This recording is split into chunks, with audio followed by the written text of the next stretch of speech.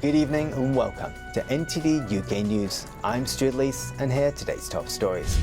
We hear from Hong Kongers 1 year after the national security law was first imposed by Beijing.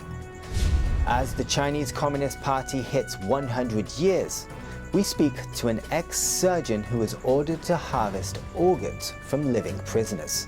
Oh my God, what I was doing back home is considered the crime against humanity. Record numbers of migrants attempt to cross the English Channel, with nearly 6,000 reaching the UK in the first half of this year.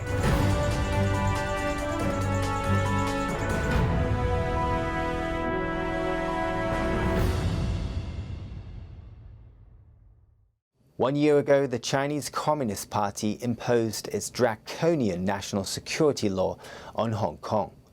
It means people can be punished for vaguely defined crimes, and it's striking at the heart of this previously free city. Here's NTD's Jane Well with the story.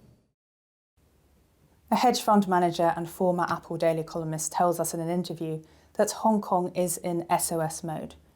In a chilling blow to press freedom, Apple Daily, the largest pro-democracy newspaper in Hong Kong, was forced to close under the national security law. Authorities arrested top editors and froze the company's assets. More on that interview in a moment. First, let's look at the city 1 year since the draconian law was imposed. Under the national security law, people can be arrested for vaguely defined charges, including anything considered to be subversion, secession or foreign collusion. More than 100 people have been arrested for violating the law. The 1st of July is also the anniversary of Hong Kong being handed over to China under the principle one country, two systems.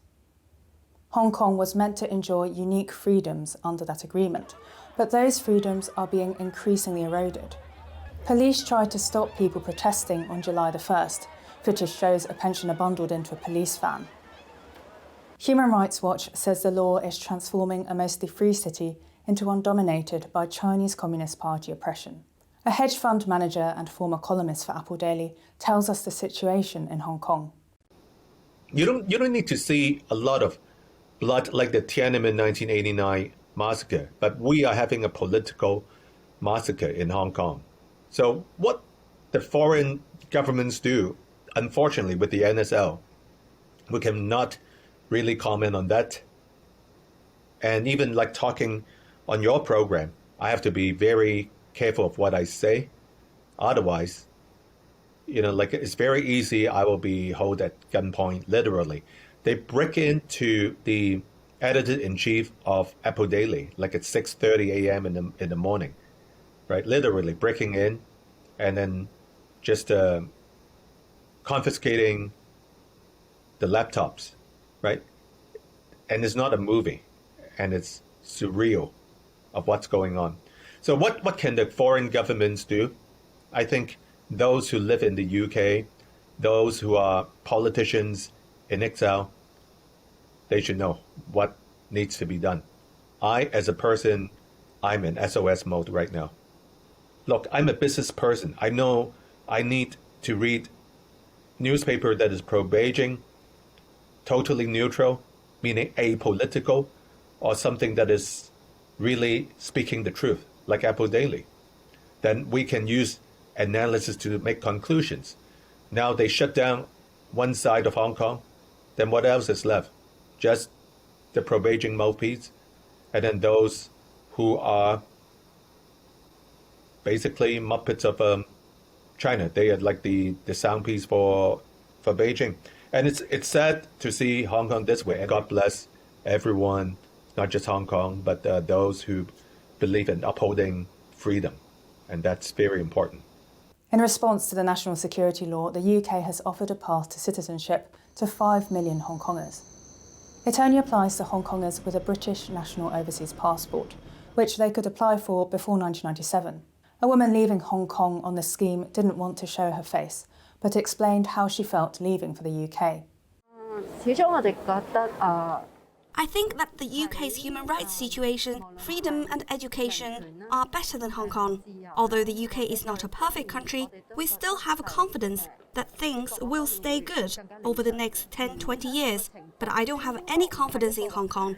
It will only get worse and worse. Those Hong Kong people who decide to stay will face a lot of challenges. They need to have a lot of courage. They need to keep going. I hope that both Hong Kong people who left and those who decide to stay will stay together in their hearts. Thousands of Hong Kongers have moved to the UK for a new life. Freedoms in their home city are being crushed, but their love for Hong Kong lives on. Jane Werrell, NTD News, London. As we reach 100 years of the Chinese Communist Party, or CCP, the West's understanding of the regime remains limited. Through keeping events or facts hidden, the CCP masks its true nature and methods of rule. NTD's Neil Woodrow speaks with Enver Tohti, an ex-surgeon from Xinjiang, China. In recent years, Enver Tohti has used his personal experience to tell the world about state-sanctioned forced organ harvesting in China. Welcome, Enver Tohti. It's a pleasure to have you here today, and thank you for agreeing to come and talk to us today here at NTD. It is my honor to be here. Having grown up in China and now living in England, Enver has a unique perspective on the two very different cultures. He said he sees himself as two different people. I was born in China. I grew up in that society. I was educated in that society. And I believed everything they said. And I truly believed the people around the world outside China, they are living in a so miserable life. They are hungry, they are starving, they got murdered every day. Tohti talked about a common belief in China that criminals or prisoners are considered an enemy of the state and should be eliminated. In China, the power of eliminating other people is not limited to the police, because others, they can do the same. In 1995, Tohti was a surgeon in Urumqi, Xinjiang. He was ordered to remove vital organs from a living prisoner who had just been shot by a firing squad. I didn't have any guilty feeling. I said, this is a prisoner, therefore he's an enemy of the state, and I, on the other hand, I am the part of ruling mechanism. So eliminating this enemy of the state is my duty. Later he came to the UK and happened to be reading some Chinese books that were published in Taiwan and Hong Kong. Then started realizing, oh my God, what I was doing back home is considered the crime against humanity. And I took part in it. He says he needed to reverse the mentality instilled in him by the Chinese Communist Party, or CCP. His supervisor at the hospital in Xinjiang once told him, the interest of our party is about everything, even your life, because your life was given by the party. You are alive is because was allowed by the party. If you put party's interest below anything, then you are dead. He said the regime thrives in chaos, and understanding this is key to understanding how the CCP operates. So in order not to die, Communist Party will do whatever it takes to maintain chaos. That is Communist Party's agenda. See more of this fascinating interview on our YouTube channel. Neil Woodrow, NTD News. Chancellor Rishi Sunak says the government wants to trade with China while maintaining the UK's values. One expert questions whether the UK can have its cake and eat it. NTD's Eddie Aiken brings us this report. Chancellor Rishi Sunak says China is one of the most important economies in the world, but also a country with very different values to the UK. During Sunak's annual Mansion House speech on Thursday, he says the UK needs to have a mature and balanced relationship with Beijing. The Chancellor said the UK must be eyes wide open about Beijing's increasing international influence and continue to take a principled stand on issues we judge to contravene our values. Chinese politics expert Grace Sargent from the Henry Jackson Society says he's not surprised the UK government is pursuing a have-your-cake-and-eat-it strategy. He says many people are sceptical about the approach. And we'd all like to reap the economic rewards that China offers, but there are deep concerns about our national security and also our ability to stand up for what's right and challenge China on issues like Xinjiang and Hong Kong. Sargent says it's quite clear that engagement and trading with China has not made it more democratic or a responsible player in the world. Instead, we've seen that China's actually wanted to reshape the rules for its own advantage, but also in its own image. If, for example, in relation to what we consider human rights norms and standards. Sargent says democratic countries should work together to diversify their supply chains and become less dependent on China for important things like pharmaceuticals or PPE. Eddie Aiken, NTD News. High street retailer Gap announces it will close all its stores and become a digital-first business. But its rival Primark sets new sales records on the high street. NTD's Anna Rodriguez has the story. Troubled high streets suffer another blow as Gap confirms it will axe all of its 81 UK and Ireland stores. Gap's UK operations have struggled in the recent years. The impact of pandemic closures proved too much for the retail giant, which has been active in the UK since 1987. The first 19 stores will close at the end of this month, with all 81 locations closing by the end of September. Gap says it will maintain its online business in the UK and Europe, becoming a digital-first business. Gap's fall comes in stark contrast to the fortunes of its rival Primark. Its owner, Associated British Foods, reveals surging sales because of strong post-lockdown demand. Primark sales hit £1.6 billion for the 16 weeks to mid-June. The company says it has continued to push forward with the store opening and investment plans across the UK and Europe, despite the impact of lockdowns. Meanwhile, H&M also strikes a more upbeat tone with its updates on Thursday.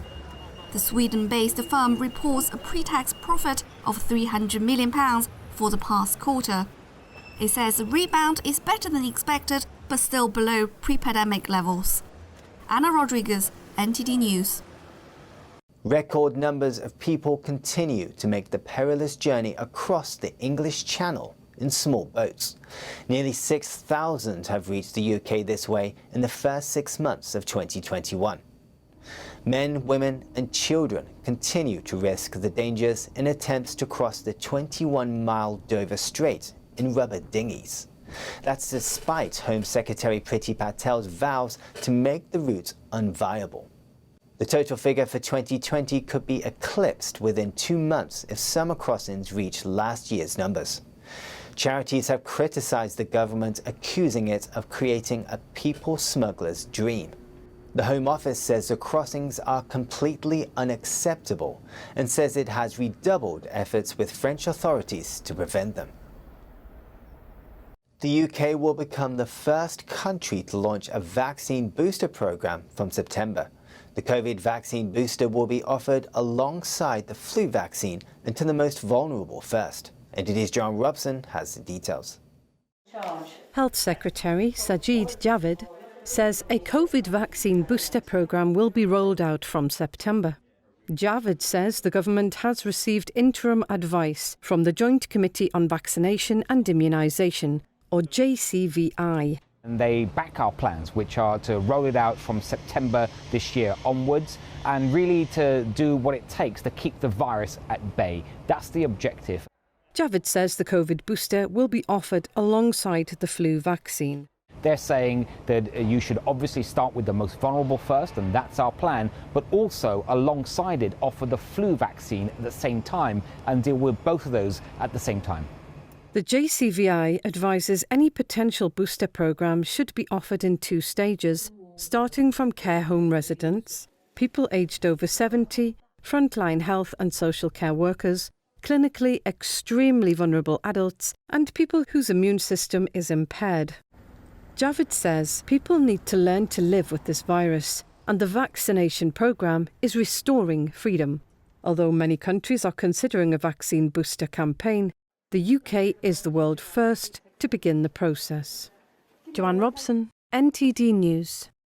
Still to come, the heat is off as the European Union and UK agree to a ceasefire in the sausage war dispute.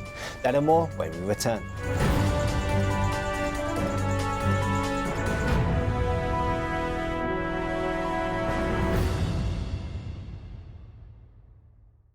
Thank you for watching our daily news show on YouTube. You can also watch our other programming on channel 190 on Sky TV or on Freeview via channel box on channel 271.